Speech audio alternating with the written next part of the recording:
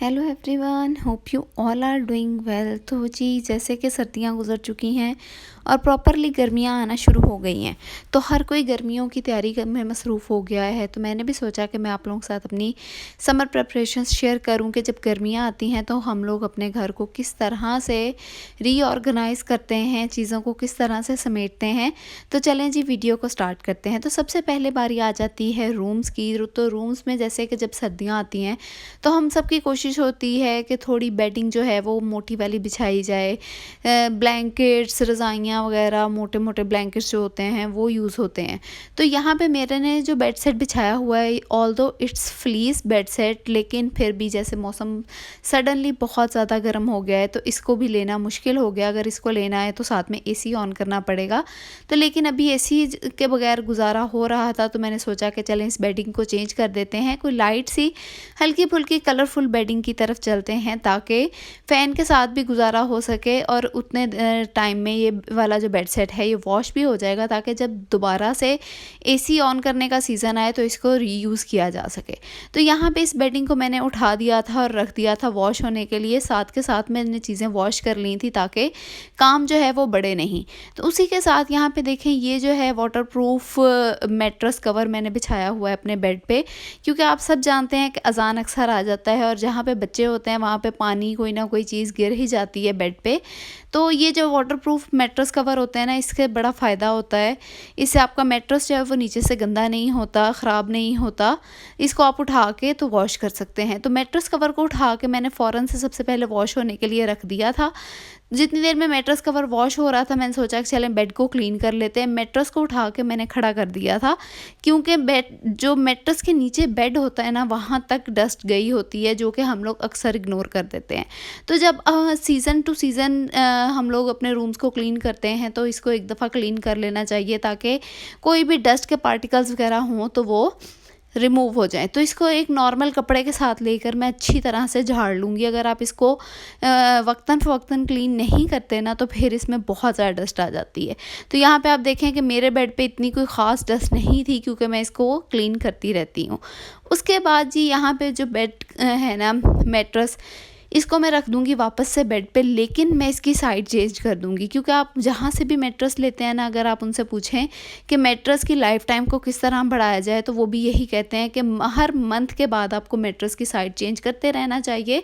चारों साइड पे उसको घुमा घुमा के भी, उल्टा सीधा करके भी, उसको धूप लगवा के भी, इससे आपके मैट्रेस की लाइफ काफ़ी बढ़ जाती है। तो यहाँ पे मैट्रेस की साइड मैंने घुमा कर दी है चेंज। अब मैट्रेस को साफ़ करना बहुत ज़्यादा ज़रूरी है, क्योंकि मैट्रेस के अंदर नमी आ जाती है। चीज़ें, हम जब सोते हैं हमारा पसीना, हमारे बॉडी के जर्म्स वगैरह मैट्रेस में आ जाते हैं, तो उसको साफ़ करना भी बहुत ज़्यादा ज़रूरी है। तो उसके लिए एक बहुत सिंपल सी टिप है, वो ये कि आप बेकिंग सोडा डाल लें अपने बेड मैट्रेस पे और उसको 1 से आधे घंटे के लिए छोड़ दें। उसके बाद आप लोग कोई भी सिंपल वैक्यूम लेकर उसको वैक्यूम कर दें। और अगर आपके घर में वैक्यूम नहीं है तो आप सिंपल कोई भी डस्टर वगैरह लेकर इसको डस्ट ऑफ कर सकते हैं। उसके बाद जी, यहाँ पे मेरा बेड हो चुका था रेडी, तो मैंने फटाफट से इसके ऊपर बिछा दी है कवर, जो कि वॉश होके ड्राई होके आ चुका था। तो इसको मैं बिछा दूँगी वापस से, क्योंकि इसके बिछाने से फ़र्स्ट ऑफ़ ऑल बेडशीट जो है वो ख़राब नहीं होती। दूसरी चीज़ जो है, हमारा बेड बहुत ज़्यादा सेफ़ रहता है। कवर भी, वो नीचे से जो मैट्रेस है वो भी सेफ़ रहता है। तो यहाँ पे बस मैं इसको वापस से बिछा दूँगी। और उसके साथ ही मैं यहाँ पे मैंने न्यू बेड सेट निकाल लिया है, विच इज़ समर फ्रेंडली, जो कि सर्दियों में मैंने उठा कर पैक करके रख दिए थे। इन्हें मैंने दोबारा से निकाल लिया क्योंकि गर्मियाँ आ गई हैं, तो ये ही यूज़ होने हैं। तो अगर इस बेड सेट की बात करूं तो it is very close to my heart, क्योंकि ये मेरी मम्मा के जहेज़ का बेड सेट है और ये मैंने उनसे चोरी कर लिया है, मतलब मांग के ले लिया है। ये उन्होंने अपने हाथ से बनाया हुआ है। इसके ऊपर बना हुआ एक एक फूल, एक एक कढ़ाई उनके अपने हाथ की हुई है। तो ये वो बेड सेट था जो बचपन से मुझे पसंद था। तो जब मेरी शादी हुई थी तो मम्मा ने मुझे दे दिया था। तो मैं अब इसको बिछाती तो हूँ, लेकिन बहुत एहतियात के साथ रखती हूँ, कि मैं भी चाहती हूँ कि जैसे मम्मा ने इसको लाइफ टाइम संभाल के रखा, मैं भी इसको लाइफ टाइम संभाल के रखूँ और यूज़ भी करूँ। तो बस जी, जैसे ही गर्मियाँ आई तो मैंने यही कलरफुल सा बेड बेड सेट बिछा दिया है, क्योंकि मुझे लगता है कि बहुत इसके जो पिंक पिंक फ्लावर्स हैं बहुत कलरफुल लगते हैं। तो खैर जी, यहाँ पे 2-3 घंटे गुजर चुके थे। मेरा जो फ्लीस का सेट था ये भी वॉश हो चुका था। इतनी तेज़ धूप है कि साथ के साथ ये ड्राई भी हो गया था। तो मैंने सोचा कि चलें फटाफट से इसको उठा के रख देते हैं, क्योंकि हवाएं चल रही हैं तो इस पर फिर से डस्ट ना पड़ जाए। तो मैंने इसकी जो है पैकिंग उसको निकाला और इसको अच्छी तरह से तय करके पैक करके रख दिया वापस।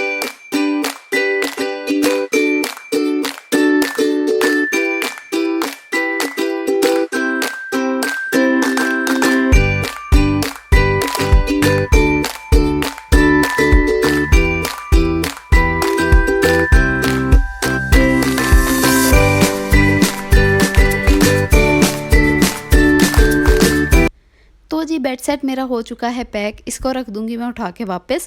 तो चलते हैं बाकी सेटिंग की तरफ। अगर आप लोगों ने मेरे पुराने व्लॉग्स देखे हैं तो आपको याद होगा कि मैंने विंटर्स में अपने रूम की सेटिंग चेंज कर ली थी, जिसमें विंडो के आगे मैंने अपना ड्रेसिंग टेबल रख लिया था ताकि रूम में ज़्यादा रोशनी ना आए, ठंड ना आए, रूम कोजी कोजी लगे।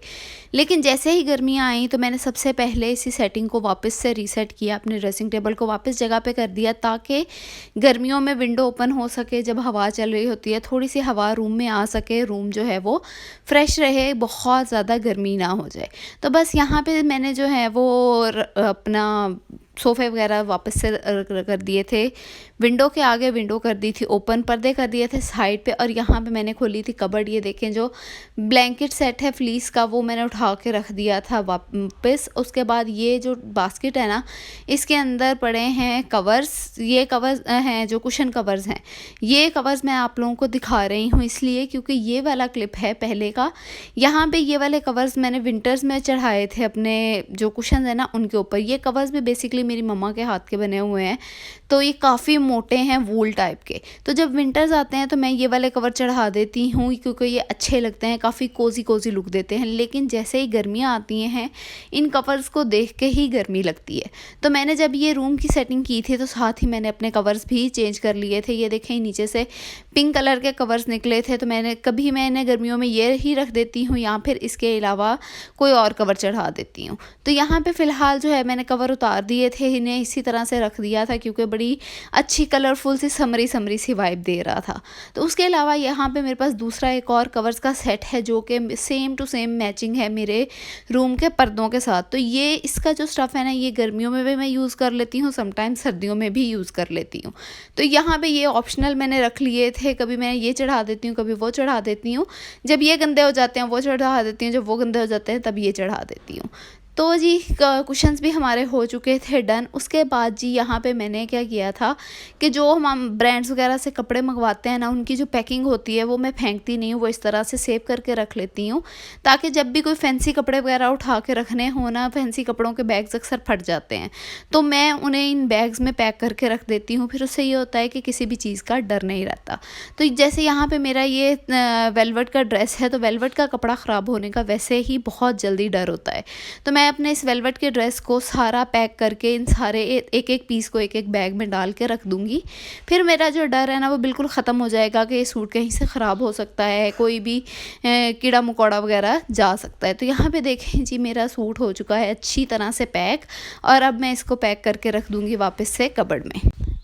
तो ये काम भी हो गया। उसके बाद जी जैसे ही समर्स आते हैं तो सबसे हेक्टिक काम होता है विंटर्स के कपड़ों को उठाना और समर्स के कपड़ों को बाहर निकालना।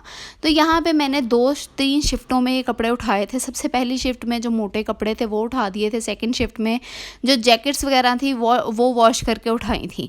तो यहाँ पे ये मेरे हस्बैंड की जैकेट्स हैं जो वो वहाँ से लेकर आए थे, तो फिर इन्हें वॉश किया। वॉश करके इन्हें मैंने बाहर ही रख दिया है कबर्ड के कैबिन में। साथ ही मैंने अपना भी एक ड्रेस रख लिया है कि कहीं गर्मियों के माप वगैरह देने पड़ जाते हैं, उसमें ज़रूरत पड़ जाती है। ये कहीं इंसान को नॉर्दर्न एरियाज़ में जाना पड़ जाता है, तो उसके लिए ये कुछ चीज़ें हैं जो मैंने बाहर ही रख ली हैं। उसके बाद यहाँ पे गर्मियों के जो कपड़े हैं ना वो मैंने निकाल लिए थे। गर्मियों के कपड़ों को सॉर्ट करना एक बड़ा हेक्टिक काम होता है, तो समटाइम्स मैं इन्हें जब सीज़न आउट होता है तभी सॉर्ट कर लेती हूँ, समटाइम्स जब सीज़न स्टार्ट होता है तब सॉर्ट कर लेती हूँ।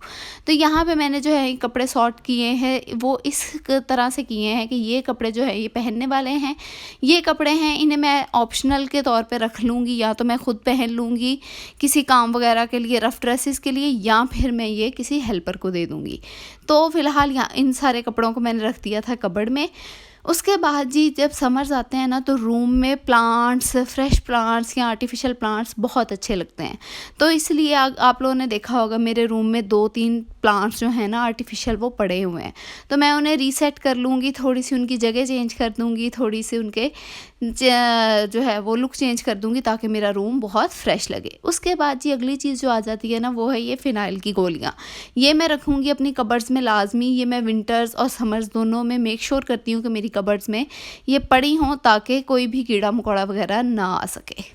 तो जी चलते हैं नेक्स्ट स्टेप की तरफ। जैसे ही समर आते हैं तो इंसान की बॉडी की जो भी गर्मी होती है, गर्म चीज़ें होती हैं, उनके असरात आने लग जाते हैं। तो यहाँ पे मैंने ऑर्डर किए थे चिया सीड्स दराज से।